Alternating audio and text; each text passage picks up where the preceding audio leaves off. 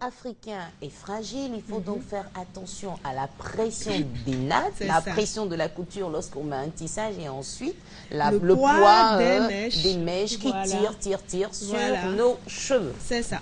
Donc tous ces facteurs-là vont précipiter. Je pense qu'il y a de plus en plus malheureusement sur Abidjan, on constate qu'il y a beaucoup de dames qui ont des problèmes de dégarnissement. Au niveau de la zone de la lisière. Voilà. Il y a aussi des dames depuis le milieu ici, les cheveux qui tombent. Parce que justement, il y a cette pression-là qui est permanente, qui est présente. Il faut qu'elles comprennent qu'il faut qu'elles arrêtent. Il faut qu'elles arrêtent parce que, je veux dire, autrement, là, c'est le recul frontal qui s'accentue. Et puis, bon, je veux dire, d'ici quelques 5-10 années, on se retrouvera certainement sans rien sur la tête. Il y a aussi la problématique des perruques. Quand on a, pour la plupart du temps, ce que les dames disent, quand elles veulent arrêter de se tisser les cheveux, l'alternative la moins compliquée sur laquelle elles penchent, c'est les perruques. Bien sûr. Mais le problème avec les perruques, quand vous avez le dégarnissement déjà marqué de la déventure, que vous posez la perruque, il y a un frottement permanent. Devant, là. Voilà. Donc, quand vous faites un traitement... Ça fait tomber les cheveux aussi? Ah oui, ça stresse. Ça stresse. C'est pour cela qu'il faut... Ça stresse la peau. La peau. Ça stresse le cuir chevelu. Et il faut savoir que cette partie-là est la zone la plus vascularisée, donc la plus sensible. Donc, il faudrait éviter justement ces frottements-là.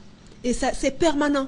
Donc, quand vous faites un traitement, en tout cas, vous allez voir que c'est compliqué, ça ne prend pas. Voilà. Donc, qu'est-ce qu'il faut faire?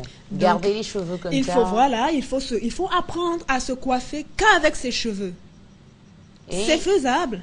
Et c'est faisable. Et pour arriver à bout de ses cheveux ils ne sont pas aussi difficilement manipulables qu'on le pense. Mais si on ne se défrise plus, souvent c'est difficile. Quelles sont les huiles que vous pouvez conseiller aux femmes qui nous suivent en ce moment? Alors, on utilise très bien chez nous le beurre de karité. Oui.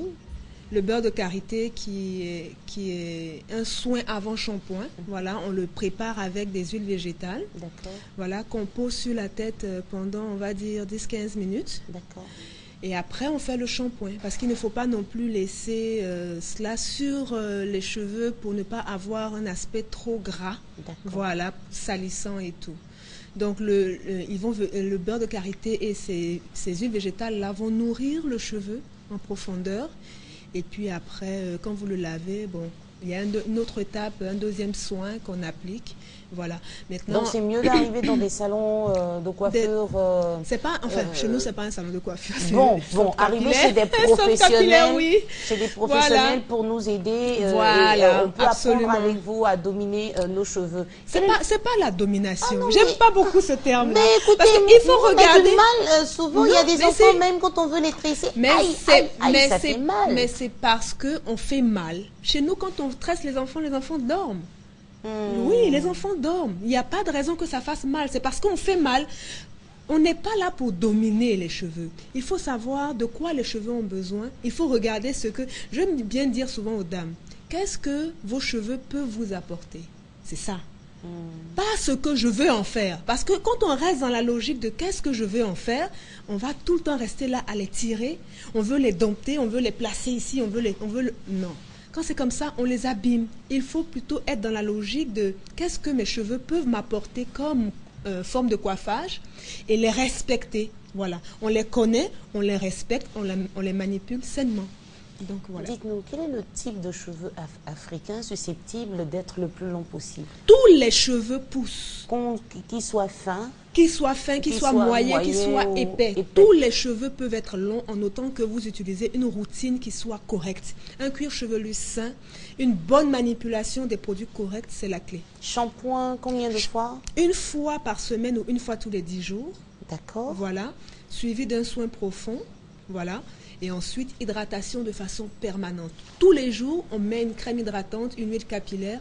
Et aussi, il faut dormir avec un foulard de soie le soir. Un foulard de soie? Oui. Pourquoi? Parce que vous avez des draps en coton. Oui. Qui, avec le contact de la tête, là, vont éponger. Quand on parle d'hydratation, il y a une base d'eau. D'accord. Vous savez que nos serviettes en coton sont faites pour éponger l'eau, donc c'est exactement pareil. Dites-nous, et les filets africains que nos mamans mettent souvent pour dormir là? Connaissez-nous les filets là? Oui, mais les filets, ce qui me fatigue avec les filets, quand on dort, vous avez des mailles. Exactement. Donc ces mailles-là auront tendance à... Je veux dire, il y aura quand même un contact.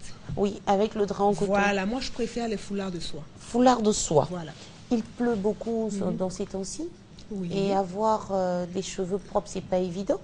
Mais surtout, pour les cheveux africains, on n'a pas peur. Nous, on n'a pas peur de l'eau. C'est les dames qui ont des cheveux défrisés qui ont peur de l'eau. Bon, voilà donc quelques conseils, parce que quand je dis c'est difficile, il y a des femmes, elles ont fini le shampoing, les cheveux sont propres, elles sortent, c'est mouillé. Alors, on peut avoir un petit parfum pas très agréable après. Pour terminer, quelques conseils, comment bien entretenir, protéger les cheveux par ces temps de pluie? Par ces temps de pluie, on va dire, bon, pour celles qui sont comme moi, elles n'ont pas peur de l'eau. Elles peuvent sortir sous la pluie, puisque moi, je ne serai jamais décoiffée, mais pour celles qui ont des cheveux défrisés... Ah bon, hein, chez vous, après, ça ne se replie plus là. Absolument, je n'ai pas de souci. Vous séchez comment? Les cheveux sèchent à l'air libre. Et puis après, il n'y a pas de parfum? Il n'y a pas de problème, rien du tout. Vous faites du sport avec ça, il n'y a pas de souci. Après le sport, la transpiration, l'air passe, ça sèche. Tranquille. Hein? Ouais. On est libre complètement avec les cheveux naturels. Donc, conseil pour celles qui ont quand même les cheveux défrisés. Voilà. Alors, celles qui ont les cheveux défrisés, elles seront obligées de toujours avoir quelque chose un petit chapeau de bain, peut-être un haut avec une petite capuche, voilà, pour pouvoir se préserver de la pluie, parce que c'est sûr que bon, quand le cheveu y passe là, c'est un peu compliqué pour elle. Donc c'est ce qui est possible. Merci beaucoup Madame Zébi Cassifleur, et beaucoup de courage mesdames, pas évident, mais on va apprendre à entretenir nos cheveux africains. Absolument. Et merci surtout pas beaucoup. Défriser les enfants. Oui, on les défrise pas. Pas défriser les enfants. On les défrise pas. Et c'est vrai que hors antenne, on parlait de ces établissements où on obligeait les enfants à avoir les cheveux naturels ou cheveux courts. Quand on dit cheveux naturels, c'est cheveux vierges. On dit cheveux naturels ou cheveux défrisés.